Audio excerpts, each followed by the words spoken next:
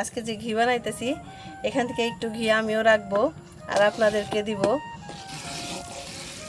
এই যে দেখেন ঘি ওঠা শুরু করছে, এই যে একটু একটু করে, এই যে এদিকে আমরা অনেক সময় নিয়ে ঘিটা বানাই, মানে অল্প আছে, আস্তে আস্তে সারাদিন ভরে জাল দিই।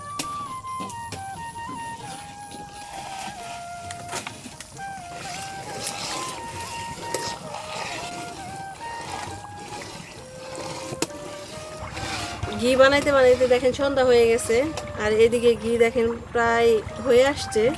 আর কি কালার দেখে, গোল্ডেন কালার একদম। আর বেশিক্ষণ লাগবে না, ঘন্টাখানেক একটু জাল দিলেই হয়ে যাবে।